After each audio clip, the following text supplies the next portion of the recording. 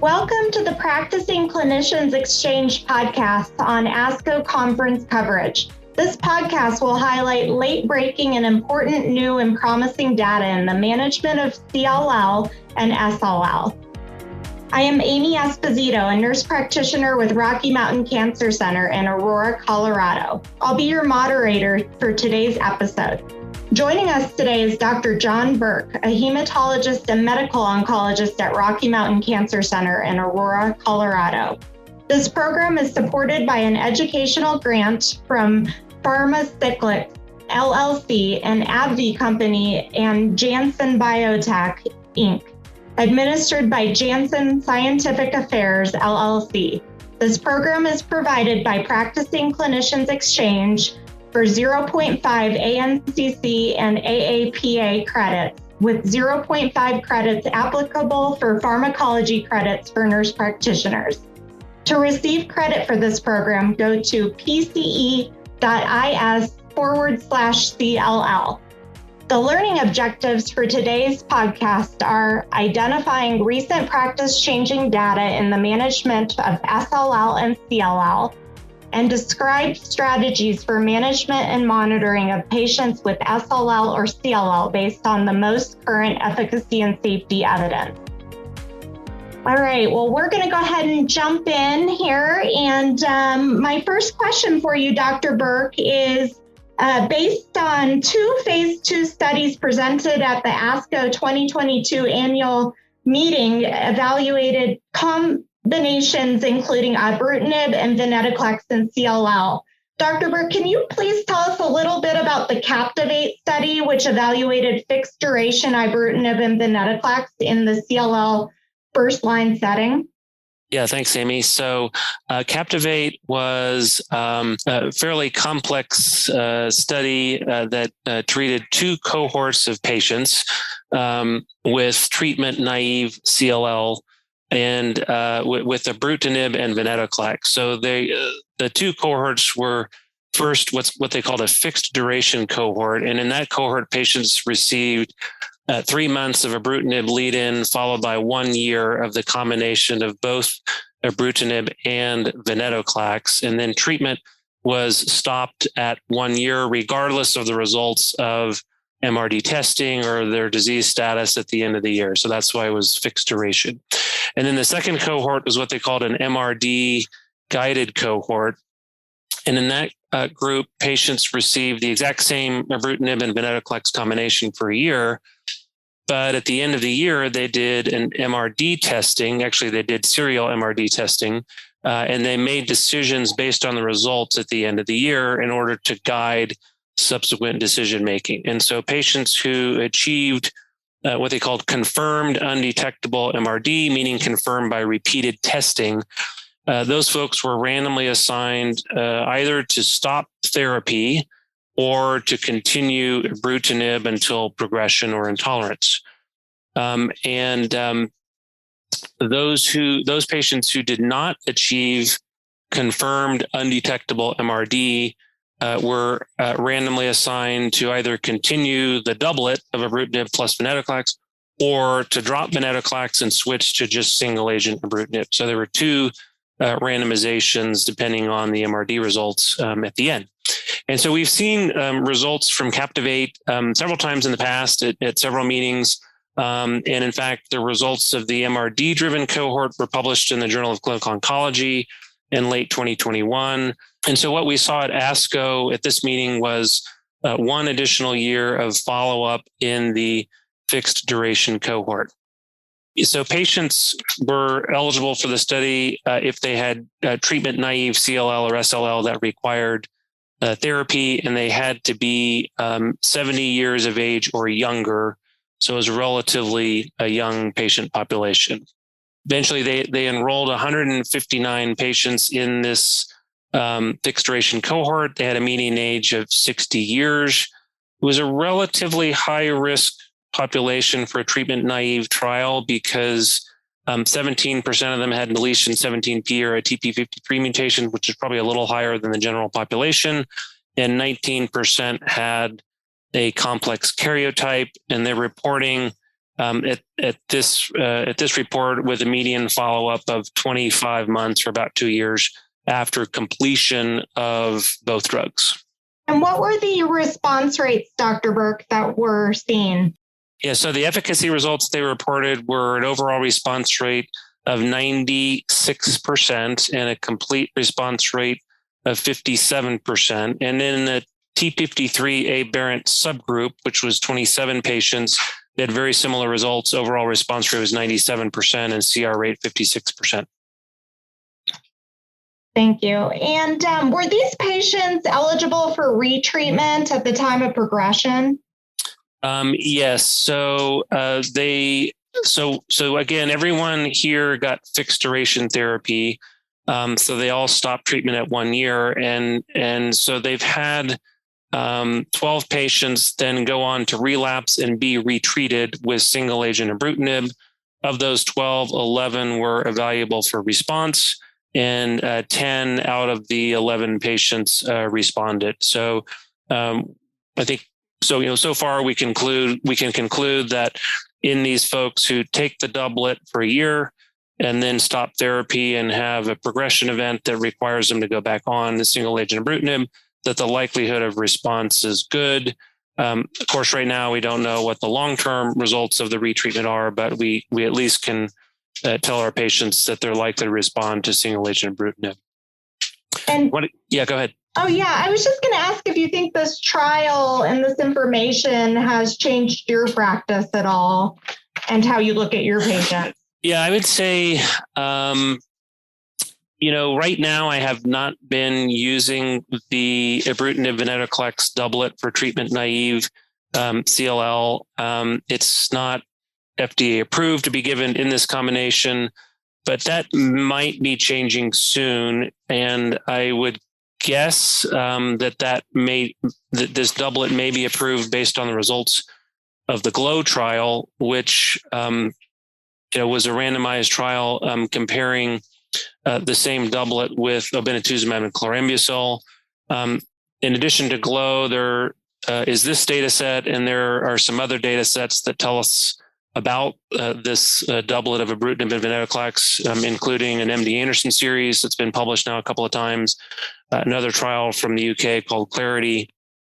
And so I think for me, CAPTIVATE has provided, ancillary information about, the efficacy and safety of this doublet, but by itself, it's for me, not really practice changing. I think, once this doublet gets approved, I think how much physicians and patients will want to use it. I think it could be attractive because it is all oral. And I think, people and patients may not want to get the IV if possible. And another attractive feature of it is sort of the time limited nature of therapy. Exactly how to use CAPTIVATE. Do you use fixed duration? Do you use it as an MRD driven process for your patients? That all is a little bit sort of to be determined. So I think by itself, I would say CAPTIVATE isn't going to necessarily change my practice right away where I'm going to start using the doublet, but I think it is ancillary information, and it's good to have. I want to go back to a little bit more on the efficacy results. They are reporting, in addition to response rates, a little bit more detail on progression-free survival and overall survival, as well as MRD results. So in the fixed duration cohort, 57% of patients achieved undetectable MRD measured 3 months after the end of therapy. And it was, then they followed patients for another year post-treatment, and that 57% number was down to 43%. So, fair number of patients, were still remaining in undetectable MRD state. The PFS was very good. 88% of patients were still progression-free at 3 years. And even in those with TP53 aberrancy, it was 80% of patients were still progression-free at 3 years. So certainly this does appear to be, effective regimen. And there were 16 patients who had progression events in the first year of follow-up. and then 10 patients had progression events between years 1 and 2 of follow-up. Interestingly, one might guess that these progressors had mutations in BTK or PLC gamma 2, but so far they have not detected any such mutations in those genes or in BCL2 in these progressors, which of course would suggest that they likely will still be sensitive to both BTK inhibition and BCL2 inhibition at the time of relapse. Overall survival was very good, 98% at 3 years, again, similar in the TP53 aberrant patients. And then, of course, important to think about toxicities. I think there was not anything unexpected sort of beyond what we know about the individual drugs here. Really, the highlighted toxicities, I would say, were neutropenia, which was grade 3 or 4 in about a third of patients. And then, of course, arthralgias, diarrhea, and nausea, again, which we know to be risks of the individual drugs. So I think that's kind of a CAPTIVATE. Again, it's an important trial. It provides us with good information about the doublet. By itself, I'm not sure I'm not rushing to use the doublet just based on CAPTIVATE, but it is interesting and provides information for us about, how patients are going to tolerate and respond to the doublet.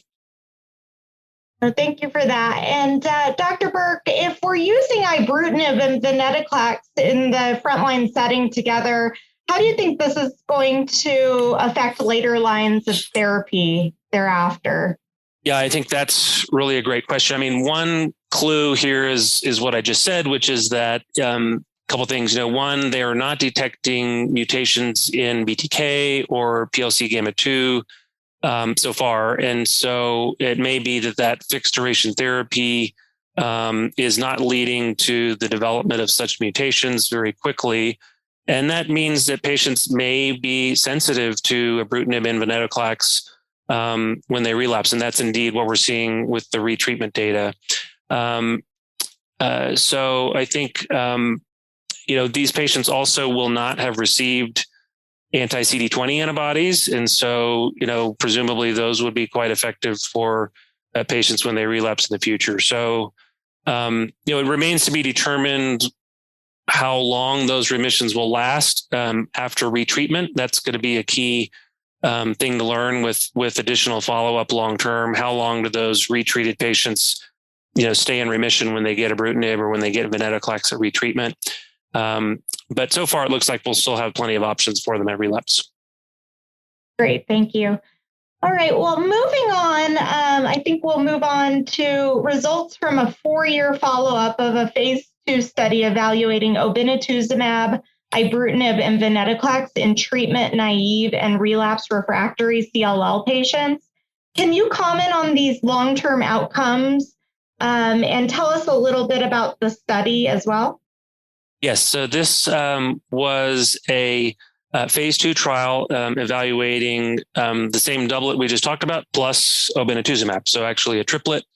And it included patients who were both treatment naive and relapse refractory. And their primary endpoint of the study was the rate of complete remission with undetectable MRD at the end of treatment. And I believe it was single institution from the Ohio State University study. And so 75 patients in total were treated.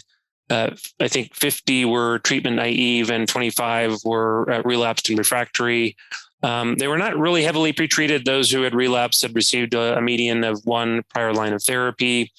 It was a relatively young population, kind of similar to CAPTIVATE, with a median age of 58 years and a relatively high risk population with 36% having complex karyotype, although only 8% had deletion 17p, which is sort of the normal percentage for newly diagnosed CLL in most series. So what they reported in terms of efficacy, there were 2 treatment naive cohorts. So one cohort was sort of treated first, and then they enrolled a second cohort. So we have sort of different durations of follow-up on these treatment naive cohorts. So in the first cohort, they reported response rate of 84%. The primary endpoint of CR rate with undetectable MRD was 28%, and 4-year PFS and OS of 96% each. And then the second treatment-naive cohort had a little high response rate of 96%, CR rate with undetectable MRD of 20%. And again, 2-year follow-up on this group, PFS and OS at 2 years was 96%. In the relapsed refractory patient, again, excellent results with an overall response rate of 88%, CR with undetectable MRD of 28%, and then 4-year PFS was 85%, and 4-year OS 100%. So, to summarize all that, I think the results were quite good and really similar in all 3 groups, meaning the relapsed refractory patients did really almost as well as the treatment naive patients, although they weren't the most heavily pretreated patients with only 1 prior line as a median.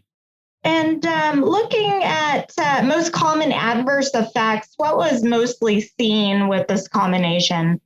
Yeah, so not unexpectedly, with the ibrutinib in the mix, they had an AFib rate of about 11%, which again, in that 10 to 15% rate is what most studies with ibrutinib are reporting. There's 1 case of TLS, and of course, with all these drugs combined, you got to think about neutropenia. So they saw grade 3 or higher neutropenia in 73% of patients, but interestingly, only 1 case of febrile neutropenia. So despite a fairly high rate of high-grade neutropenia, not much in the way of serious infections. So that's somewhat reassuring.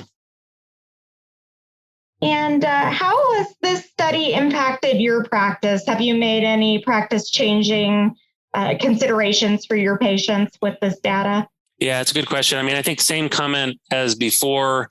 This is just a sort of a single institution or oligo institution phase 2 study.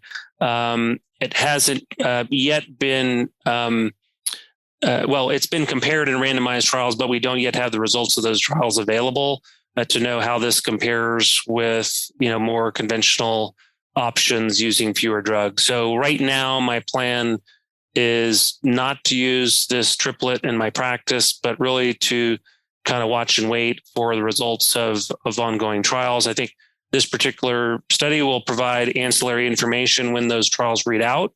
And so we'll know a little bit more about the efficacy and safety of this combination.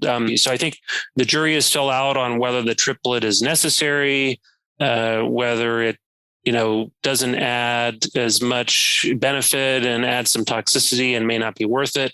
So I think the jury's still out on this and more to come. I was going to say, we're not using those just off clinical trial, but in terms of what we would educate our patients and our caregivers for ibrutinib, the typical side effects that we see and identify and have them watch for are bleeding risks. We do see a fair amount of diarrhea, muscle and bone aches and pains. And then certainly we watch for atrial fibrillation and cardiac arrhythmias. We do tell patients a lot of these side effects are self-limited in that we see improvement over time, but certainly the biggest ones that we worry about, I would say, the atrial fibrillation and bleeding. For the diarrhea, we typically will just manage that with antidiarrheal medications. And in terms of the hypertension, if patients come to us already on antihypertensives, we're monitoring their blood pressure and working with primary care to adjust those medications if needed. I would say certainly we will put patients on antihypertensive therapy if we're noticing a clear trend in their blood pressures. And then I do tell patients that the arthralgias and myalgias, again, often self-limited, but certainly we let them use Tylenol. We have had some patients that we have tried, steroid dose pack or holding treatment and then re-challenging with them with the medication, and we're able to get through that. And then I would say in terms of venetoclax, the diarrhea is certainly one of the things I watch for most with patients, as well as cytopenias, mainly neutropenia. And I would imagine the combination would be what I would worry about with ibrutinib and venetoclax, of watching for those cytopenias.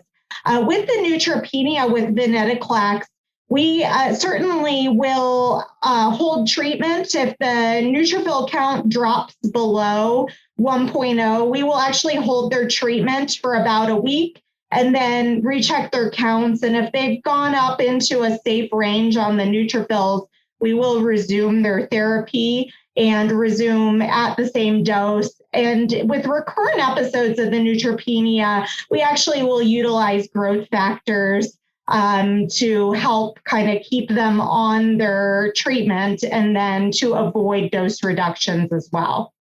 Amy, maybe make a comment about tumor lysis monitoring with venetoclax too. Oh, absolutely. Good point. So with venetoclax, we use a ramp up that we start at a lower dose. And this is kind of per standard. We start with the 20 milligram dosage and ramp up over a 5-week time frame. And that is to minimize the risk of tumor lysis syndrome. When we're starting these patients out, we do tell them up front that they're going to be coming in for multiple lab draws to monitor for tumor lysis syndrome. In the first 2 weeks is where we actually will have them come in for back-to-back tumor lysis lab sets.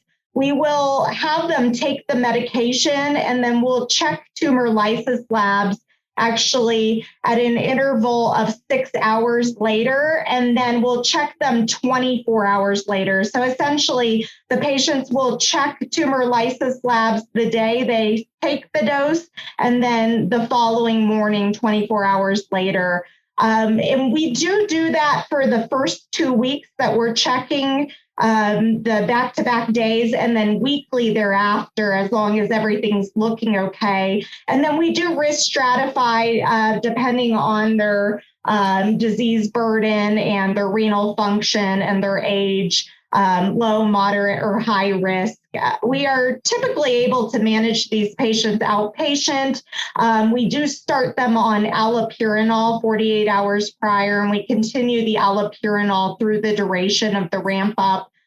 Typically speaking, we just have them do oral hydration, but depending on the risk, if they're moderate risk, we do utilize intravenous IV fluids if needed. And then for our high risk patients, we will start them in the hospital to ramp up that dose. And what concerns with this regimen in terms of cost or complexity and challenges could be associated with this combination of IV and oral therapy? Yeah, I think, for me, these like the ibrutinib venetoclax doublet and the triplet, certainly add upfront cost, but long-term, they may reduce costs because these are time-limited therapies. And so, in contrast to indefinite BTK inhibition, which often goes on for many years, these probably may save money in the long term, again, compared with indefinite ibrutinib, or indefinite BTK inhibition. So, I think that certainly needs to be formally looked at and cost-effective analyses if we decide that we're going to start using the IV doublet or a BTK venetoclax doublet or a triplet. Certainly we'll want to see cost-effective analyses based on the results of the trials that come out in order to sort of better understand that. So in theory right now, I would guess that they may actually save money compared with indefinite BTK inhibition, but don't know that for sure. All right, thank you. Dr. Burke, I think we'll move on here and move on to the results from a phase 3 trial of acalabrutinib plus or minus obinutuzumab versus obinutuzumab and chlorambucil as first-line therapy in CLL. Can you comment on this 5-year follow-up data? Yeah, so this is a trial called Elevate TN, and This was a randomized trial comparing three arms. One was acalabrutinib, another was acalabrutinib plus obinutuzumab, and then the third control arm was chlorambucil plus obinutuzumab in patients with treatment-naive CLL.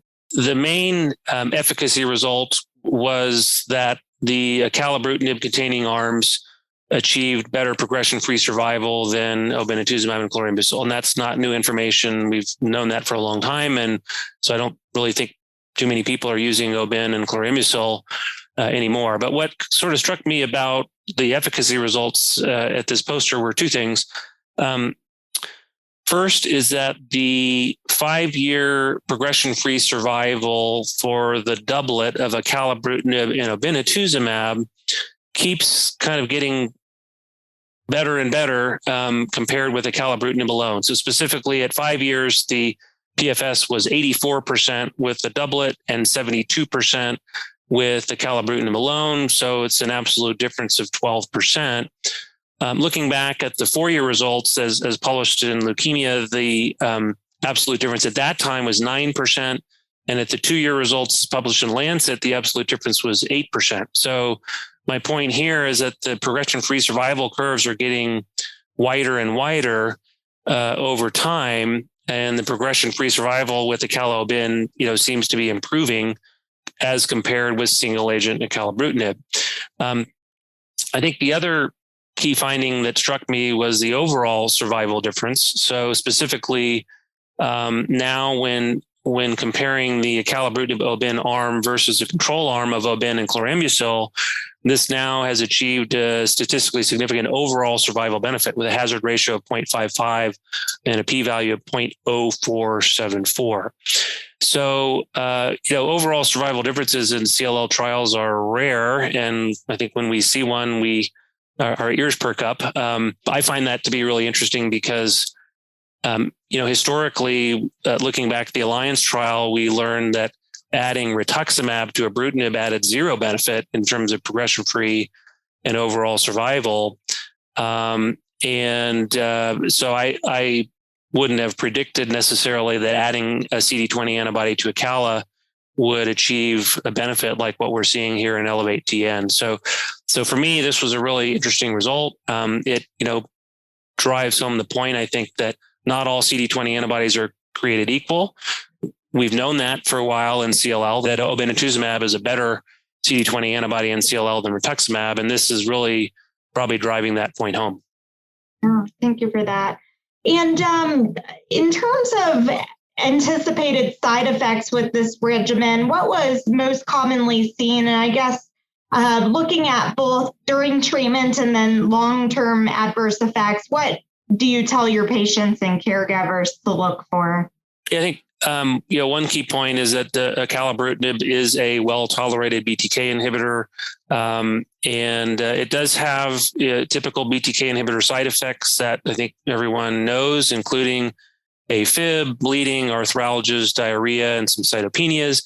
And of course, among the BTK inhibitors, it has more of a tendency to cause headaches, which seem to occur in about a third of patients, and responds to caffeine anecdotally. So, but again, for the most part, I think it's a well-tolerated regimen. Of course, hypertension also can occur over time, and that's one of the things to look out for long-term. But it does seem to cause that less than ibrutinib. All right, thank you. And what are your concerns with this regimen in terms of cost or complexity challenges associated, again, with the IV and oral therapy? Are there any different kind of considerations that you take with that? I just think that the driver of cost with this particular regimen, say with the BTK inhibitor, with or without obin, is sort of the long-term use of the BTK inhibitor, the cost that keeps going over time. And so that's going to add up. In terms of the challenges, I think giving obinutuzumab has its challenges, and patients get infusion reactions, and they get some cytopenias and fevers and infections and things like that. Thank you. And lastly, with knowing this progression-free survival data, is this going to make you look different for your patients? And will you consider offering obinutuzumab in combination with the acalabrutinib upfront? Well, ask me an easy one, please. I mean, I think the answer is yes. And, I sat down with a patient today and had this very discussion where my practice has been to give single agent BTK inhibitor and not to add an anti-CD20 antibody to that. And I am rethinking that practice, right now. And I had that conversation with a patient just today. So I'm, so the answer is yes. It makes me rethink it. And this, to me, really at least makes me think about my practice and consider that option of adding the Obin to the patients I'm going to use acalabrutinib with. All right. Well, we'll go ahead and move on. There were some studies about race and socioeconomic status and their impact on survival in patients with CLL presented at ASCO. Can you tell us a little bit about those? Yeah, so there were two posters I think were interesting in this regard. The first one, the first author was Dr. Vardell, and looked at race and ethnicity and how those impacted survival in CLL patients. Just by way of background for the listeners here, CLL is more common in white patients. Apparently, 87 to 89% of patients with CLL are white.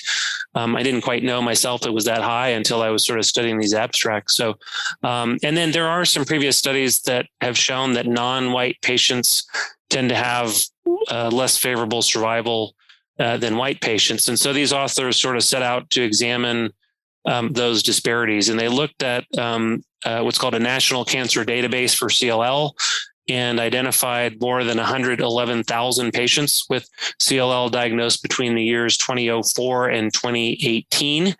And they excluded a few patients for various reasons and were left with more than 97,000 CLL patients, 88,000 of whom were white and 7,400 of whom were Black.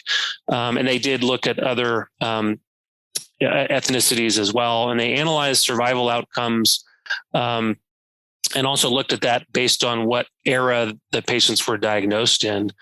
So there were a few sort of key results that they found.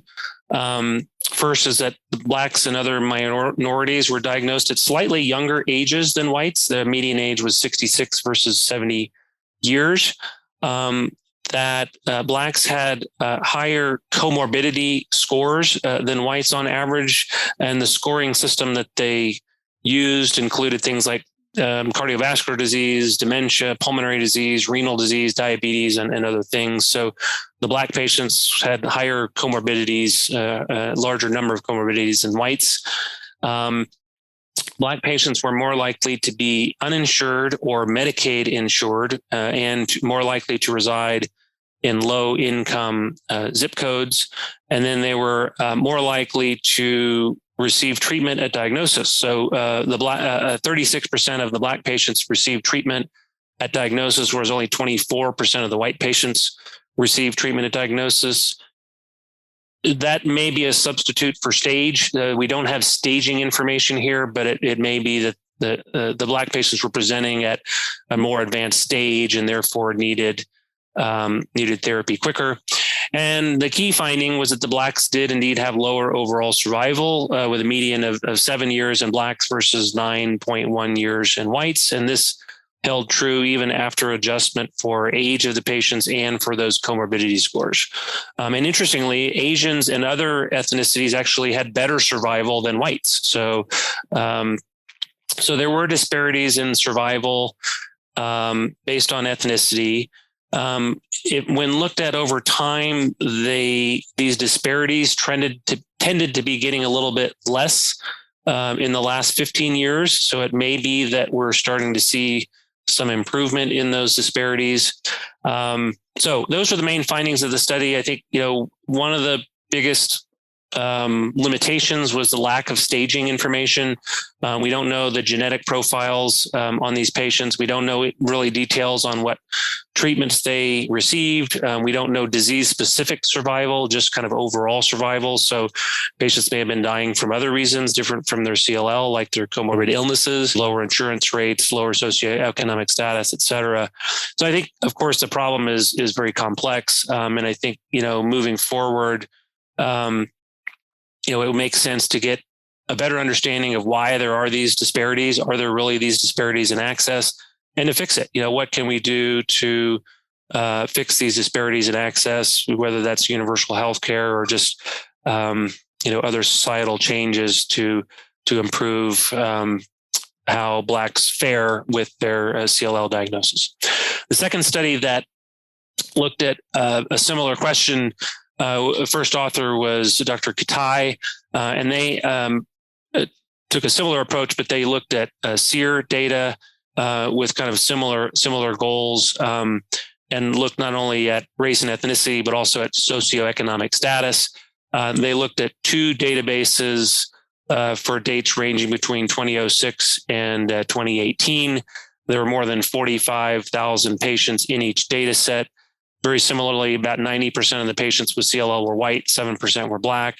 And kind of the big result was that those who were Black and had lower socioeconomic status, those two things were independent adverse prognostic factors of lower overall survival, even in the era of modern targeted therapies. And so kind of same conclusion, we need to understand why this is the case. An issue with access to treatment, staging at diagnosis. Is it an issue with quality of care? We don't know. Is there a difference in disease biology?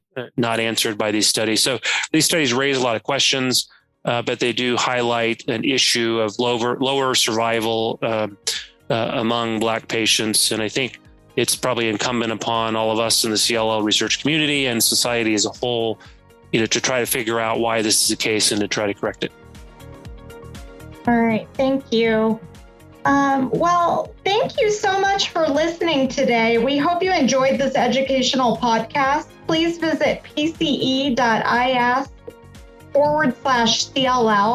to take the post-test and claim your credit for this activity. A slide set, including the studies, will be discussed and available online for download. Thank you guys very much.